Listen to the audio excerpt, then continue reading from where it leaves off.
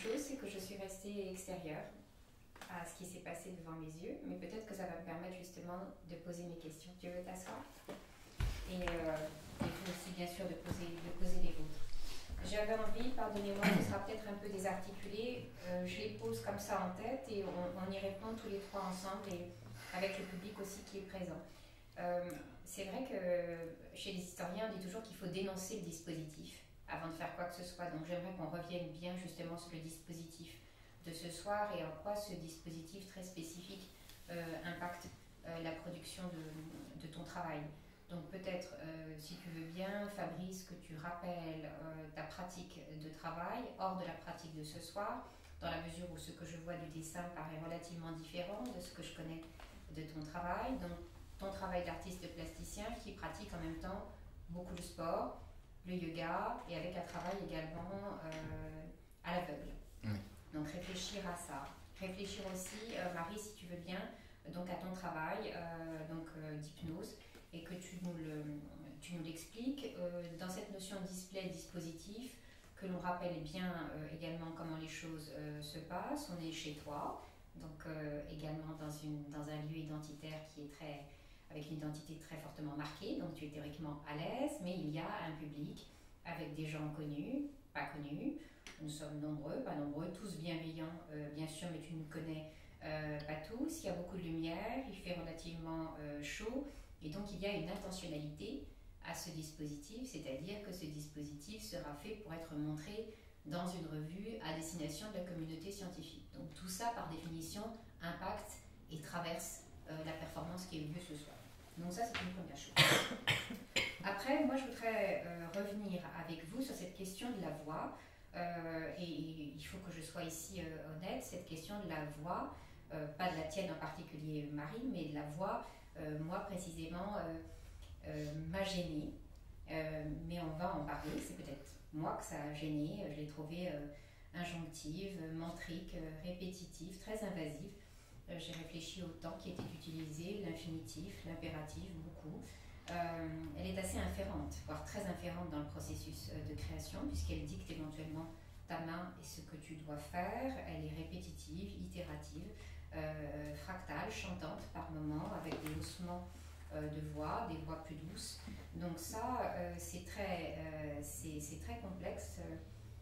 Je dois dire que j'ai été gênée par la voix, mais j'ai peut-être été gênée par la voix parce que je n'ai pas compris l'intention de la voix. Mais ça m'a gênée dans la mesure où je suis davantage dans l'idée de l'univers du silence, du champ de solitude par rapport à la création. Et donc une création qui surgit précisément dictée par la voix, ça m'a posé un problème. La question du toucher. Maintenant, on se retrouve finalement dans une question qui n'est pas si éloignée de la première, qui est l'idée que j'ai eu le sentiment que ton corps était télécommandé. Ça aussi, ça me pose un problème. Pour ceux qui étaient là pour la première séance de Art et Corporité, je pense à Barbara Tannery, qui est là ce soir. J'avais reçu le philosophe Michel Guérin, qui réfléchissait avec nous à la question du geste, et disant que le geste serait finalement simplement que des coups frappés. C'est vrai que ce soir, on a vu beaucoup de coups frappés sur cette feuille de papier, donc je voudrais réfléchir aussi avec vous deux à cette question du coup frappé et comment est-ce que ce coup frappé, finalement, c'est lui qui fait que ton corps bouge. Donc ton corps se met à danser, mais ton corps se crispe aussi. Et moi j'ai vu, peut-être parce que j'ai mal vu, que j'ai mal regardé, ou que j'ai voulu regarder de travers, j'ai vu, au lieu d'un corps abandonné, j'ai vu un corps obéissant, premièrement, un corps emprisonné, et aussi, je dois le dire, un corps en cage. Pas un corps libéré, mais un corps fermé. Alors, bon. Quatrième point, justement, il me semble que la transition n'est pas si mal. J'en ai parlé la dernière fois de cette question du plaisir au dessin de Jean-Luc Nancy. Et c'est vrai que ce soir, est-ce qu'il y a eu du plaisir à faire ce travail? Moi, j'aime bien la notion de travail créateur. Est-ce que ce soir, c'était du plaisir et ou de la douleur? Quelles sensations corporelles ont été les tiennes? Quelles sensations émotionnelles ont été les tiennes? Est-il possible, sinon, de hiérarchiser, de faire le départ entre le plaisir et la douleur? te voir m'a serré le cœur. Mais peut-être parce que je suis purement émotive et que je n'ai vu que cela, mais j'ai vu ton corps et ton cou qui se couvrait de marques rouges, j'ai vu tes larmes qui montaient, j'ai vu ce corps, je répète, crispé, que je n'ai pas senti libéré. Alors après, je vais m'approcher et je regarderai le dessin, je voudrais voir la représentation de ce que tu nous donnes à voir dans ce dessin, c'est-à-dire la composition du dessin, l'occupation de l'espace, ce choix des crayons, là encore aussi, tu ne les as pas choisis, ils sont dictés à toi par la voix de Marie d'aller au crayon. Ça aussi, ça me pose une difficulté. La question de l'espace-temps du travail dessiné. D'abord, pourquoi ce choix de crayon, pourquoi ce nombre de crayons, ça fait partie du display que je veux que tu nous expliques. Et voilà, à quel type de représentation on a affaire. Sixièmement, c'est la question de l'analyse historienne, c'est-à-dire que quand je vais regarder ce dessin, et je vais m'approcher, après qu'on aura réfléchi à ces questions, je vais m'approcher du dessin, quelle histoire est racontée dans ce dessin? Est-ce que c'est ton histoire? Quel type de dessin est laissé? Quel statut peux-tu et pouvons-nous ici ce soir donner et affecter à ce dessin? Est-ce qu'il faut d'ailleurs lui affecter un statut particulier? Quel type de ductus voit-on? Ce qui m'a intéressé, qui est tout à fait fascinant dans l'expérience de ce soir, c'est que précisément pour l'analyse du processus créatif, on voit la chose sous nos yeux qui surgit, et j'ai retrouvé les lignes primitives du travail que j'aime chez toi. Donc effectivement, il a surgi là, mais la question est de savoir si ce surgissement du premier ductus, est-ce qu'il peut sortir sans l'aide de Marie, ou comment sort-il quand Marie n'est pas là? Et quelle forme prend-il du coup différente? Je voudrais qu'on réfléchisse aussi à la question de la triade force, forme, figure. Hein. Est-ce qu'ici on a de la force? Est-ce que tu es arrivé en force? Et moi j'ai vu, je répète, ce geste de taper qui m'a secoué. Est-ce que tu as tapé sur du papier et est-ce que tu as produit une forme et ou des figures et ou des segments de forme et ou des fragments de figures? La question aussi qui m'a étonnée, c'est cette question de le dessin par définition, il est toujours inabouti, inachevé. C'est ce qui fait toute sa poésie. Je pense à André Dubouchet qui dit tout cela. Or là, en fait, il y a une injonction qui te dit « Allez, c'est fini ». Mais c'est la forme qui doit te dire quand un dessin est fini, alors même que là, c'est une voix et la voix d'un autre ou d'une autre qui te dit que l'affaire est terminée. Alors même qu'il me semble que c'est au fond même de l'ADN créateur, que c'est toi qui dois décider quand un dessin ou ton œuvre est terminée. Après, j'aimerais qu'on parle de la destination de ce dessin. Est-ce que la destination de ce dessin, c'est... allez, j'utilise le mot un peu trash, est-ce que c'est une poubelle? C'est-à-dire, est-ce que tu as mis dedans, Marie a souvent utilisé le mot qu'est-ce que j'écris? Je me rappelle pas. Ah bon. Est-ce que c'est libérateur? Est-ce que tu as évacué? Est-ce que tu as déposé? Donc, est-ce que vraiment tu t'es libéré? Ou bien est-ce que c'est simplement un déversoir de sensations, éventuellement de sensations noires ou de sensations lumineuses? J'aimerais bien que tu nous dises. Et est-ce que c'est un dessin qui est destiné à demeurer secret? Est-ce que tu auras envie de le garder? Est-ce qu'une fois que l'expérience de ce soir aura eu lieu, tu as envie de le déchirer, de le bazarder, de plus jamais le voir? Est-ce que le revoir au contraire te fera du bien, te fera plaisir, te ramènera éventuellement à ce plaisir collectif qu'on a ressenti ce soir? Est-ce que c'est un dessin éventuellement que tu pourrais montrer à d'autres, et si oui, dans quel cadre? Voilà les questions que je me suis à tout regarder, et voilà, j'attends pas vos réponses, ce que vous en pensez, et si vous permettez, je m'approche pour regarder les lignes. Il y a beaucoup de questions. Ouais. La question du display? Le display. En fait... est-ce qu'il est contraignant ou est-ce qu'il te convient? Dès le départ, il y a quelque chose qui est étonnant, c'est qu'à chaque fois que quelqu'un regarde cette performance, a l'impression que je souffre. C'est la première chose, alors que je ne souffre pas du tout. J'ai beaucoup de plaisir à le faire. C'est pour moi de l'ordre de la méditation. Du coup, c'est moi qui fais monter les émotions. Quand Marie parle, je ne l'entends même pas. Je l'entends quasiment pas, et ce que j'entends d'elle, elle est toujours un temps après moi. C'est pas le même tempo. Non, si jamais je touche mes dents, j'entends qu'elle va rebondir sur tu touches tes dents. Mais je l'ai touché avant qu'elle ait dit. À chaque fois qu'elle me donne une injonction, elle ne donne pas une injonction. Elle ne fait qu'appuyer sur quelque chose que j'ai déjà commencé. J'ai déjà amorcé une action qui est là pour faire grossir une émotion qui est à l'intérieur de moi. Mais c'est un jeu. Je suis à la base danseur et comédien. Du coup, j'ai cette facilité à faire remonter l'émotion. Et c'est par des trucs, on va dire. Et du coup, c'est un chemin dans le corps. Je ne sais pas exactement quelle émotion j'ai vécue à l'instant de la performance, je l'oublie, mais je sais que je la fais monter, je la fais grandir et je vais voir comment elle va affecter toute la structure de mon corps. C'est-à-dire que je sais que j'ai pleuré, mais la sensation n'était pas douloureuse. C'est juste la conséquence de comment est-ce qu'à l'intérieur de mon corps, ma cage thoracique s'est comprimée, comment ma gorge s'est serrée, comment mes muscles sont tendus et ça m'a fait pleurer. Mais c'est pas douloureux. Tu t'en souviens déjà enfin, je veux dire, quel est le souvenir que tu as de toi en avant, pendant et après maintenant? Dans quel état tu étais juste avant que ça démarre? Inquiet, content, serein? Plutôt serein, à l'aise, on va dire. Pendant, est-ce que tu sais dans quel état tu es? En fait, tu ne sais pas. On ne peut pas dire que c'est un état. Je suis dans un état qui est un degré zéro émotionnel et je vais aller jouer avec des émotions. Mais elles sont très distanciées de ce que je suis. C'est comme si jamais il y avait 3 temps. Je suis, je joue, je me regarde faire. Et les 3 personnages sont en même temps. Donc je suis Fabrice qui sait qu'il est dans un protocole et qui sait qu'il doit être dans une performance. Et ensuite, il y a une partie de moi qui va accepter de vivre toutes ces émotions-là. D'accord. Et l'autre partie, elle va me regarder, va entendre Marie de temps en temps. Mais ce n'est qu'un jeu, c'est des outils.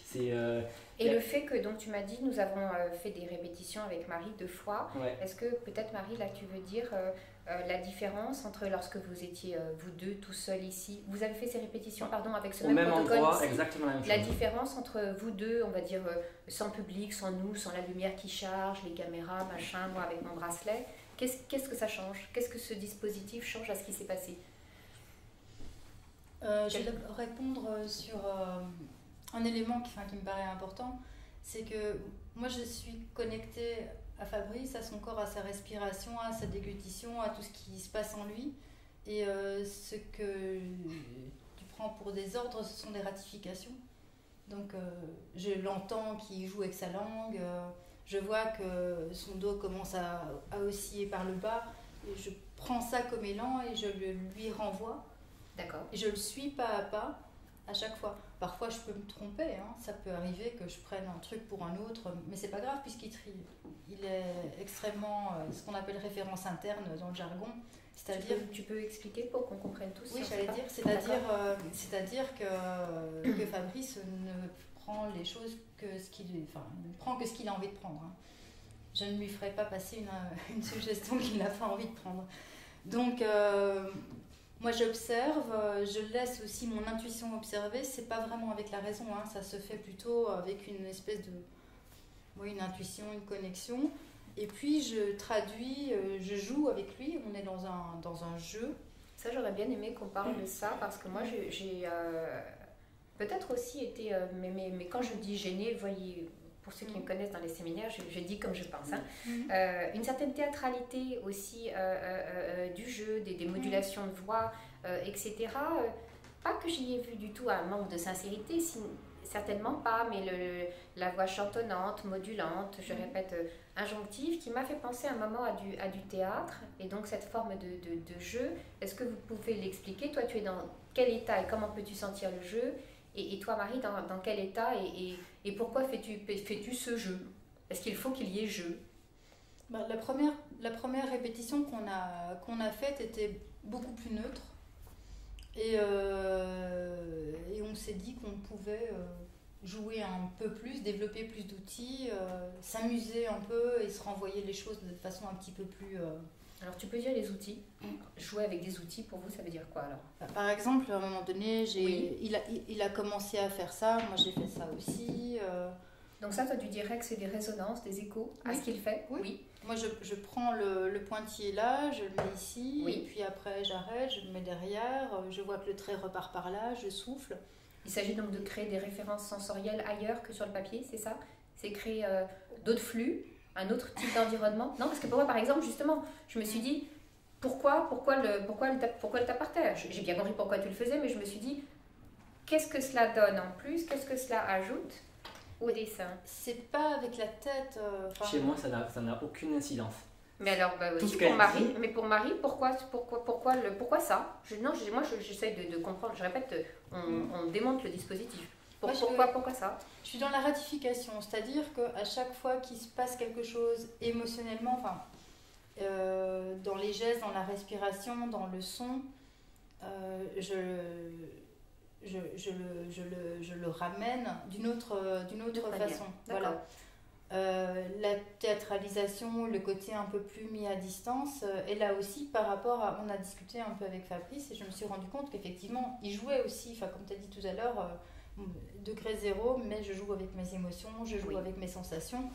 Moi, je l'ai fait ici aussi, dans le sens où on s'envoie des signaux. Moi, je suis plutôt attentive à tous ces signaux, et puis lui, il prend les signaux qu'il a envie de prendre. Donc, et c'est un jeu qui fait ce jeu de dessin sous hypnose.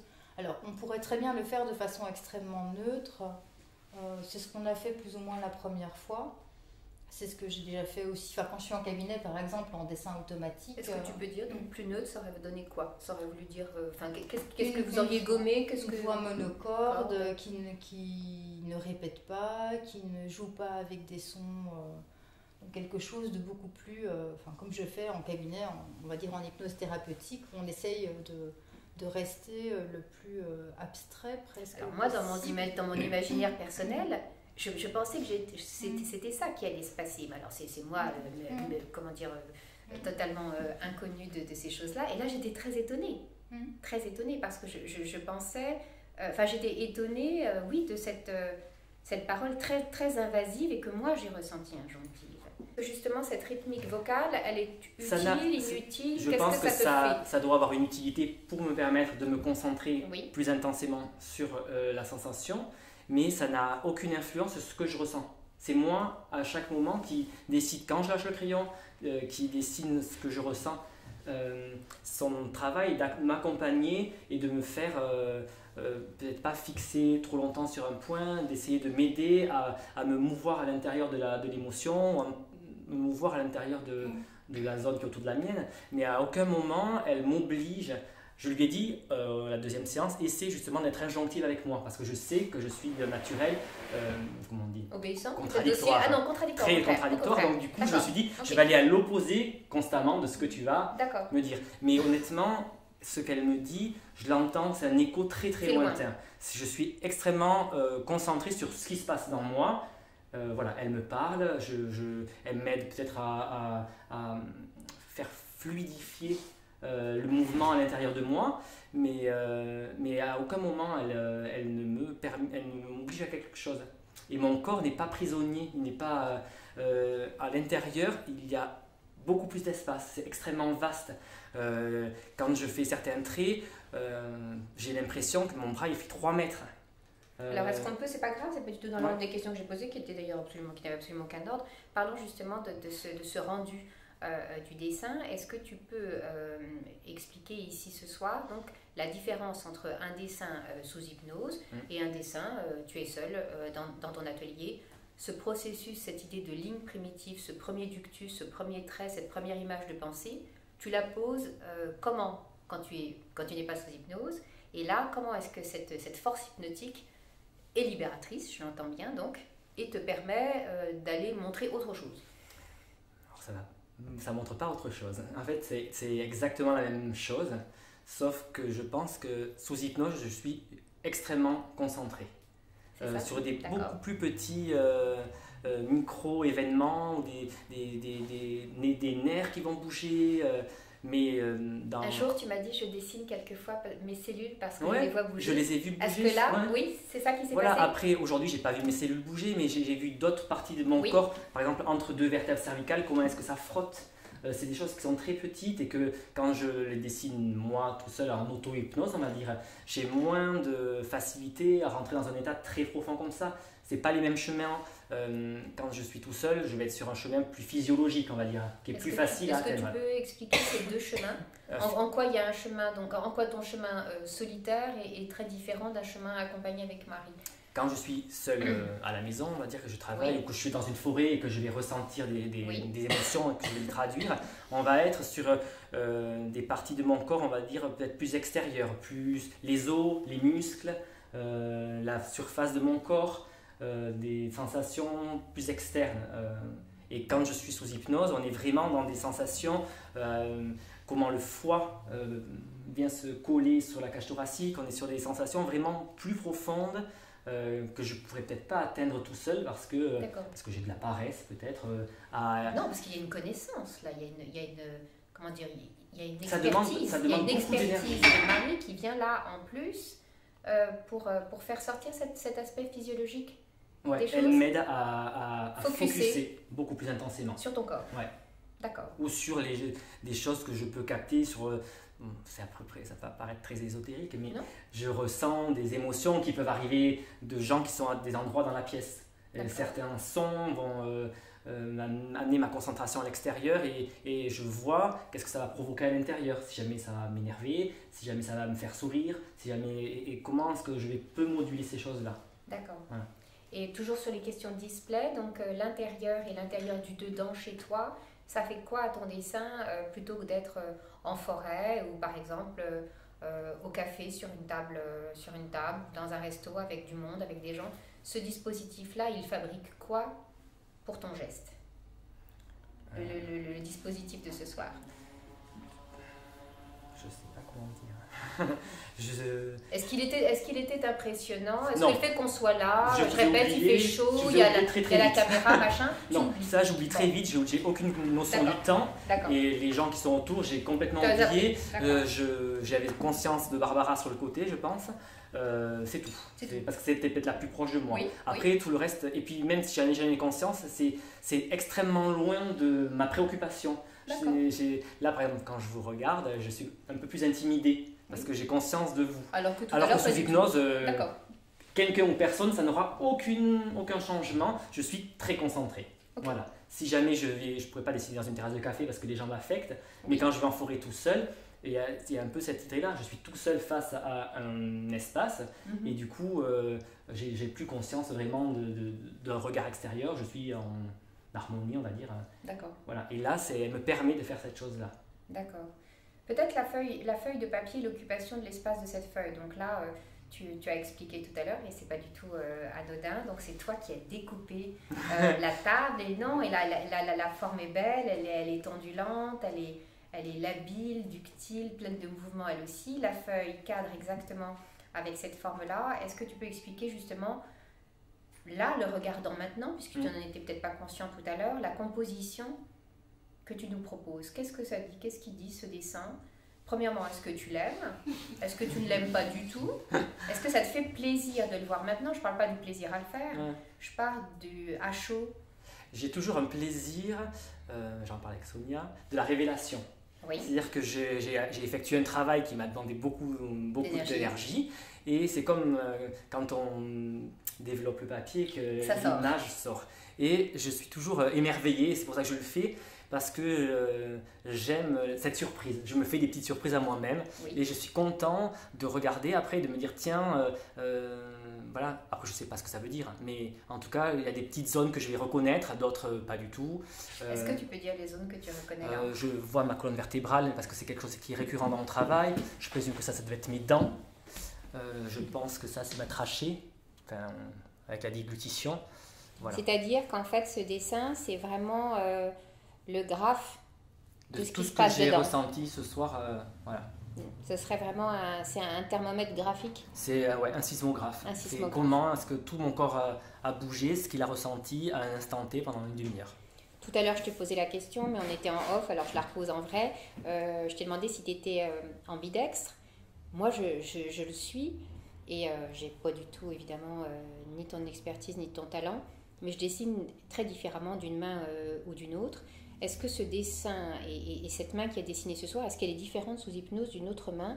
Et pourquoi la force dans cette main-là et celle qui tenait les crayons? Alors celle-là, j'en sais rien. Je pense que c'est le fait d'être sous hypnose. Je peux même pas, quand la main est vide, lâcher la main.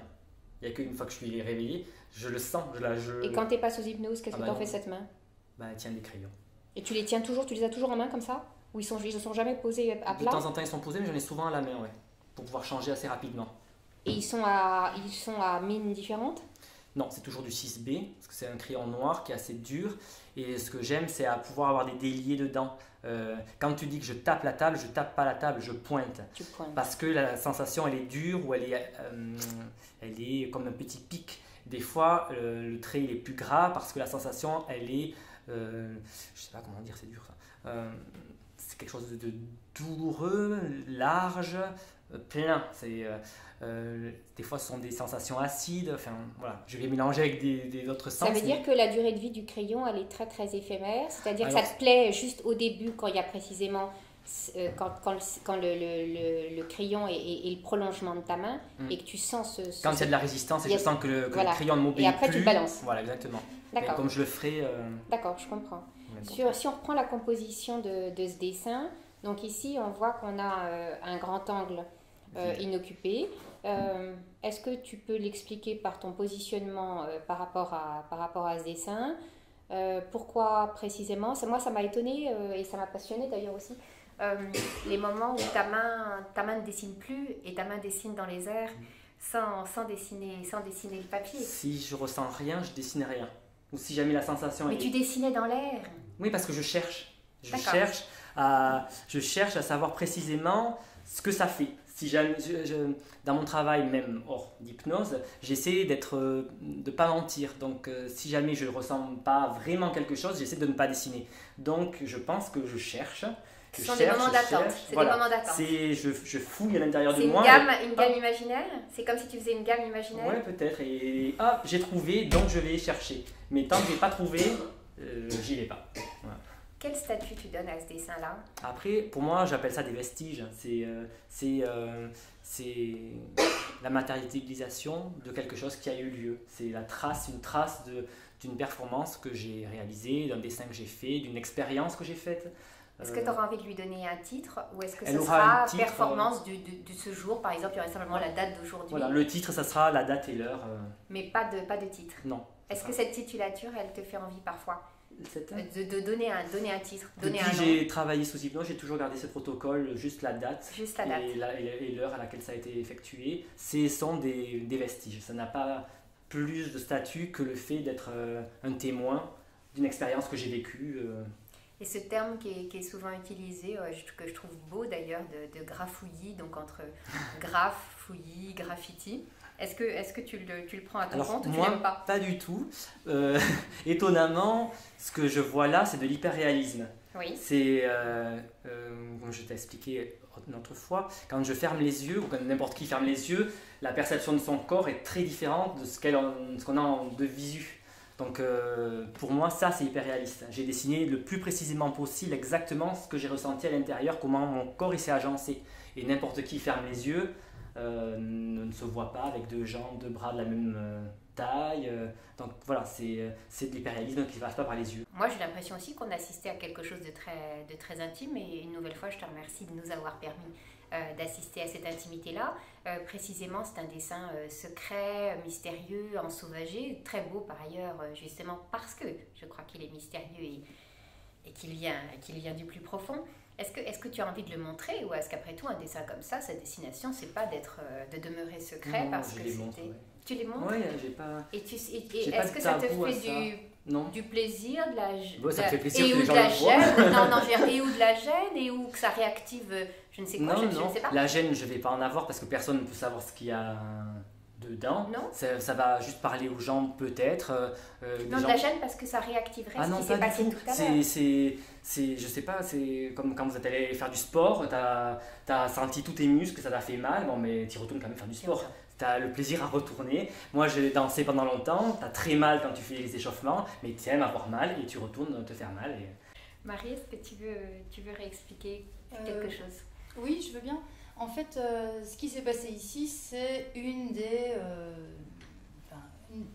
5000, 10 000 possibilités qu'il existe sous hypnose.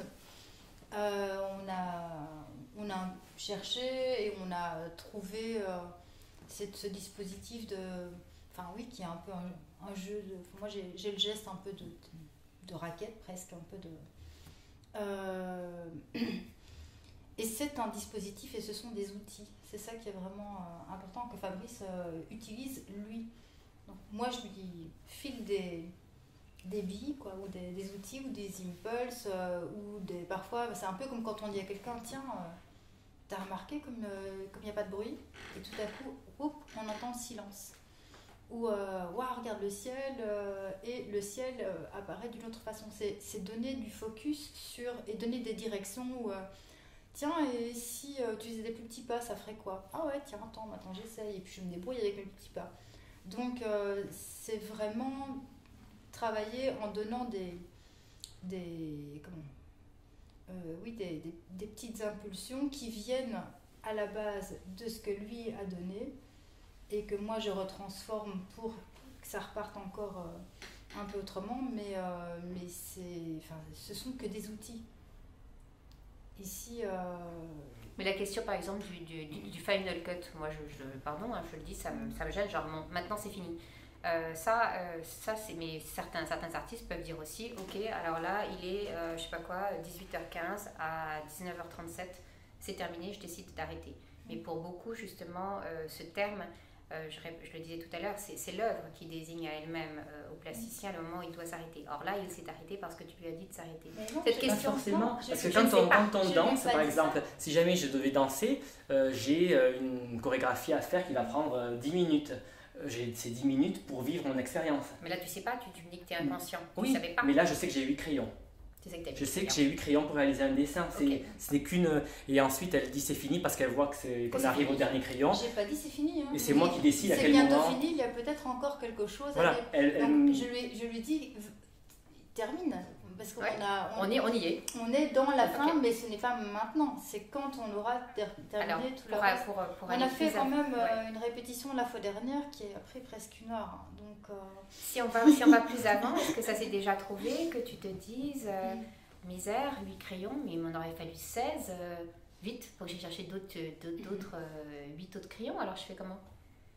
Non. Ça s'est jamais trouvé. Ces questions du terme, elles sont très, très étonnantes et je répète aussi très poétiques. C'est un protocole, je sais que j'ai 8 crayons, je sais dès le départ qu'il faut que ce soit fini en 8 crayons. C'est un protocole. C'est un protocole. Voilà. Mais est-ce que ce sont des règles, donc protocole dit règles, dit contraintes, est-ce que tu les vis comme des contraintes ou au contraire comme quelque chose qui borde un exercice? Oui, exactement. Ça borde un exercice. C'est la dernière fois, j'ai utilisé 12 crayons et on est resté très longtemps sous hypnose.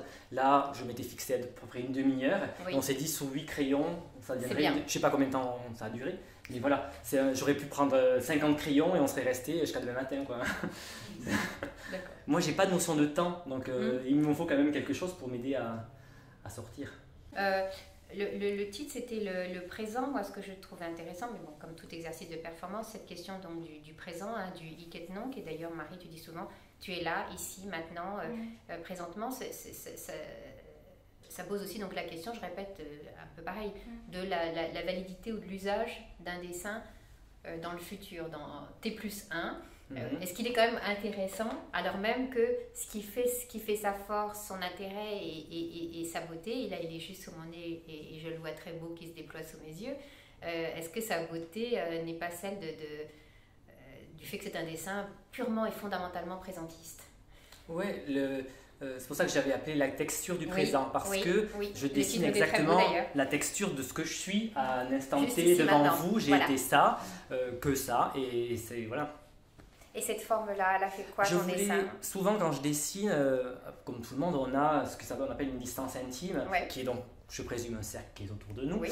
Et du coup, bon, la table est un peu plus petite que ce que je voulais à la base, mais j'avais envie d'avoir cette possibilité d'étendre mes bras et d'embrasser ce que j'ai devant. Oui.